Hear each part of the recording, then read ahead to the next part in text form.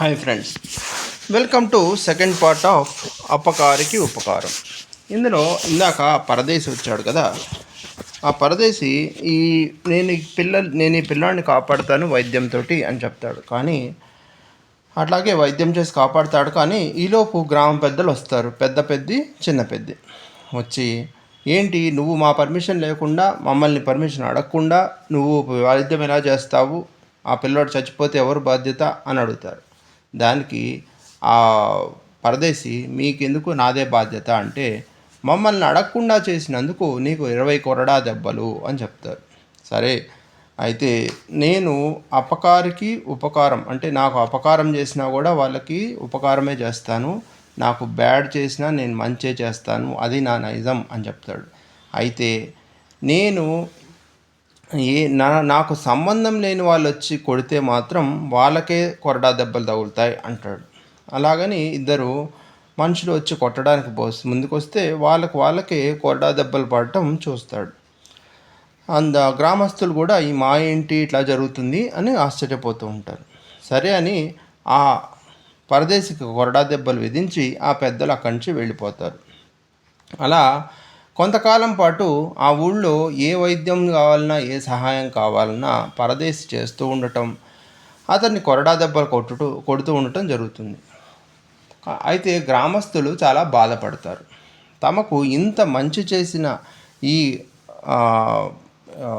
పరదేశికి మనం ఇలా కొరడా దెబ్బలు కొట్టించడం ఏం బాగలేదు అని ఒకరోజు సీనయ్య అనే అతను దెబ్బలు కొట్టడు. కానీ ఆ రోజు రాత్రి ఆ గ్రామ పెద్దలు అతని గోదాంలో ఉన్న బియ్యాన్ని తగలబెట్టిస్తారు. ఇదిగో నువ్వు కొరడా దెబ్బలు కొట్టకపోవటం వల్ల ఇలా జరిగింది అని నమ్మించే ప్రయత్నం చేస్తారు. ఆ తర్వాత ఆ గ్రామ పెద్దల కొడుకులు జయుడు విజయుడు ఉన్నారు కదా, వాళ్ళు ఇతన్ని చంపే ప్రయత్నం చేస్తారు. అన్నంలో విషం పెట్టే ప్రయత్నం కానీ, లేకపోతే తాళ్ళు కట్టేసి నీళ్ళలో పడేసే ప్రయత్నం కానీ చేస్తారు. కానీ వీళ్ళు చేసే ప్రతి ప్రయత్నం కూడా బెడిసి కొట్టి అది వాళ్ళకే రివర్సు, ఆ తాళ్ళు వచ్చి వీళ్ళనే కొట్టడం అలాంటివి జరుగుతూ ఉంటాయి. అన్నంలో విషం పెట్టే ప్రయత్నం చేస్తే వీళ్ళ అన్నమే విషం అవటం, అతని అన్నం మంచిగా ఉండటం అలాంటివి జరుగుతాయి. తర్వాత ఇప్పుడు కథ మళ్ళీ ఇందాక రాకుమారి సొరంగంలోంచి బయటికి వచ్చి గ్రామస్తుల్ని కలిసిన దగ్గర స్టార్ట్ అవుతుంది, ప్రజెంట్లోకి వస్తుంది అనమాట. ఎవరు నువ్వు, ఏంటి ఇలా సొమ్మసిల్లి పడిపోయినామో మళ్ళీ నిద్రలేసిన తర్వాత ఒక ఇంట్లో ఆ గ్రామస్తులందరూ ముందు లేస్తుంది. ఏంటి నీ కథ అంటే, నేను ఇట్లా రాకుమారిని, నేను ఒక సైనికుడి కోసం ఇక్కడికి వచ్చాను అని. ఆ సైనికుడి పేరు జయుడు అని చెప్తుంది. ఈ జయుడు అనే అతను గ్రామ పెద్ద కొడుకే. సరే, నీకు ప్రాబ్లం ఏదైతే ఉందో దాన్ని తీర్చడానికి మా ఊళ్ళో పరదేశి అనే అతను అందరికీ సహాయపడతాడు, అతను కూడా నీకు సహాయపడతాడు అని పరదేశి దగ్గరికి పంపిస్తారు. ఆ పరదేశి దగ్గరికి వెళ్ళిన తర్వాత అతన్ని చూస్తూనే మొదటి చూపులోనే పరదేశితో ప్రేమలో పడుతుంది రాకుమారి ప్రియంవద. అయితే ఆ పరదేశి మాత్రం జయుడు విజయుడు ఎక్కడున్నారో ఆమె కథ తెలుసుకొని, ఓహో జయుడైతే ఇక్కడే ఉన్నాడని జయుడు విజయుడి దగ్గరికి ఆమెను తీసుకెళ్తాడు. వాళ్ళిద్దరూ పోటాపోటీగా నేను పెళ్లి చేసుకుంటా అని అంటారు. వీళ్ళిద్దరి బారి నుంచి తప్పించుకోవడానికి తను ప్రేమించుకున్న పరదేశిని పెళ్లి చేసుకోవటం ఎలాగా అని ఆలోచించిన రాకుమారి ఒక పథకం వేస్తుంది. ఏంటంటే, మీరిద్దరూ కలిపి పరదేశిని కనుక ఓడించగలిగితే, మల్ల యుద్ధంలో ఓడించగలిగితే, మీలో ఎవరు గెలిస్తే వాళ్ళని నేను పెళ్లి చేసుకుంటా అంటుంది.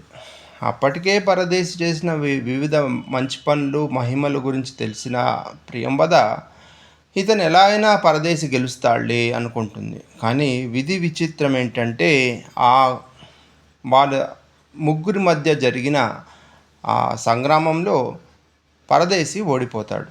ఇలా ఎందుకు జరిగిందా అని అనుకుంటూ ఉంటుంది ప్రియంవద.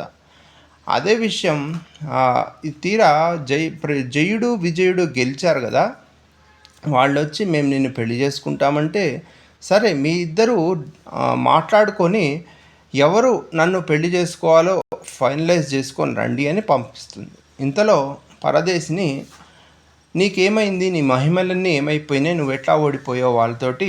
కావాలనే ఓడిపోయావు కదా అని అడుగుతుంది.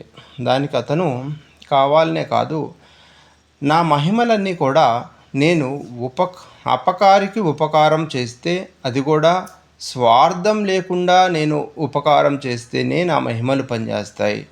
కానీ నిన్ను చూసిన మొదటి క్షణంలోనే నాకు నిన్ను పెళ్లి చేసుకోవాలనే స్వార్థం మొదలైంది. ఎప్పుడైతే నాకు స్వార్థం మొదలవుతుందో నేను చేసే ఉపకారానికి కూడా నా మహిమలు పనిచేయవు అని చెప్తాడు. అలా తెలుసుకున్న రాకుమారి ఓహో అనుకుంటుంది. కానీ ఎలాగైనా ఇతన్నే పెళ్లి చేసుకోవాలి, తను చాలా మంచివాడు అనుకుంటుంది. ఆ తర్వాత జయుడు విజయుడు ఎంతసేపు మాట్లాడుకున్నా, చర్చించుకున్నా, గొడవపడ్డా ఇద్దరిలో ఎవరు ప్రియంవదను పెళ్లి చేసుకోవాలనే విషయం తేలదు. సరే అని తమ తండ్రులైన చిన్నపెద్ది దగ్గరికి వెళ్తారు. వాళ్ళు విషయం విని, ఇదెక్కడ వచ్చిన తలకాయ నొప్పి, ఆ ప్రియంవద ఎవరో, ఈ పరదేశి ఎవరో, ఆ ప్రియంవదను వీళ్ళెందుకు పెళ్లి చేసుకోవాలి, అసలు ఆ ప్రియంవద ఏదో ఆ పరదేశినే పెళ్లి చేసుకొని ఈ ఊరి నుంచి బయటికి వెళ్ళిపోతే మనం మన గ్రామాన్ని మనం హాయిగా పరిపాలించుకోవచ్చు అనుకున్నారు గ్రామ పెద్దలు. అదే విషయం జయుడితో విజయుడితో చెప్పి, మీరు ఆ గొడవ వదిలేయండి, వాళ్ళిద్దరిని పెళ్లి చేసుకోమనండి అని చెప్తారు. దానికి కోపం తెచ్చుకున్న జయుడు విజయుడు, అసలు మీరు ముసలోళ్ళు అయిపోయారు, మీకేమీ తెలవదు అని వాళ్ళిద్దరిని ప్రియంవదతో కలిపి ఆ ఇంట్లోనే బంధించేసి, ఇప్పటి నుంచి మేమే గ్రామ పెద్దలం అని గ్రామస్తులందరికీ చెప్పేస్తారు. దాంతో గ్రామస్తులు కూడా ఇంకా చేసేది లేక సరే అంటారు. ఇలా జయుడు విజయుడు ఆ ప్రియంవదను గ్రామ పెద్దలను తెలుసుకున్న సంగతి తెలుసుకొని ఆ గ్రామస్తుల దగ్గరికి వెళ్తాడు. వెళ్ళి, మీ గ్రామ పెద్దల్ని ఇట్లా బంధించారు, మీరు ఏమీ ప్రతిఘటించరా అంటే, వాళ్ళిద్దరూ సాక్షాత్ మహావిష్ణువు దగ్గర ద్వారపాలకులుగా పనిచేసిన జయుడు విజయుడికి మహావతారాలు. వాళ్ళని ఏమైనా చెయ్యాలి అంటే శ్రీ మహావిష్ణువే అవతారం దాల్చి రావాలి అని, అందుకే మేము ఏం చేయలేము అంటారు. దానికి పరదేశి అంటాడు, ఆ శ్రీ మహావిష్ణువు అవతారాన్ని నేనే అని అంటాడు. దానికి వాళ్ళు, మేము ఎలా నమ్మాలి అంటే, కావాలంటే మీ గ్రామ పెద్దల్ని అడగండి అంటాడు. దానికి ఆ గ్రామస్తులంతా వెళ్ళి ఆ జయుడు విజయుడిని, ఇతనే శ్రీ మహావిష్ణువు అంటున్నాడు కాబట్టి నువ్వు వెళ్ళి మీ గ్రామ పెద్దల్ని వచ్చి ఈ విషయం తేల్చు అని అడుగుతారు. ఇక్కడ జయుడు విజయుడు ఇరకాటంలో పడతారు. గ్రామ పెద్దలు కనుక వచ్చి అవును ఇతనే శ్రీ మహావిష్ణువు అని ఒప్పుకుంటే గ్రామస్తులు వచ్చి జయుడు విజయుడిని చంపేస్తారు. ఒకవేళ కాదు అని చెప్తే గ్రామస్తులు ఎటూ నమ్మారు కాబట్టి వచ్చి గ్రామ పెద్దలను చంపుతారు. సో ఏం చేయాలో అర్థం కాని పరిస్థితుల్లో గ్రామ పెద్దలు వెళ్ళి ప్రియంవదతోటి ఈ విషయం చెప్తారు. ఇతనే శ్రీ మహావిష్ణువు అవతారం అని ఎలా నమ్మించేది అని ప్రియంవదని అడిగితే, ప్రియంవద ఒక ప్లాన్ చెప్తుంది. పథకం చెప్తుంది. ఏంటంటే, మీరు ఈ గ్రామస్తులందరినీ ఊరు బయటికి రమ్మనండి, మమ్మల్ని మధ్యలో నుంచోబెట్టి వాళ్ళని 1000 అడుగులు దూరం వెళ్ళిపోమని చెప్పండి. వాళ్ళు ఎప్పుడైతే 1000 అడుగులు దూరం వెళ్తారో మేము అక్కడి నుంచి మాయమైతే, మేము గనక ఇద్దరం మాయమైతే ఇతను శ్రీ మహావిష్ణువే, మాయం కాకపోతే ఇతను కాదు అని చెప్తుంది. అలాగే గ్రామస్తులు ఒప్పుకొని వాళ్ళిద్దరిని ఊరవతలకి తీసుకెళ్తారు. అలా తీసుకెళ్ళి ప్రియంవద ఎక్కడి నుంచి అయితే ఏ సొరంగ మార్గం దగ్గర అయితే బయటకు వచ్చిందో అక్కడ వాళ్ళిద్దరూ నుంచొని మిగిలిన గ్రామస్తుల్ని దూరం పొమ్మండగానే వాళ్ళు కనుచూపు మేరలో కనపడలేదు అని నిశ్చయించుకున్నాక వాళ్ళిద్దరూ సొరంగ మార్గం ద్వారా సొరంగంలోకి వెళ్ళిపోయారు. దాంతో గ్రామస్తులు మాయమైపోయారు అనుకున్నారు. ఇక్కడితోటి కథ అయిపోలేదు.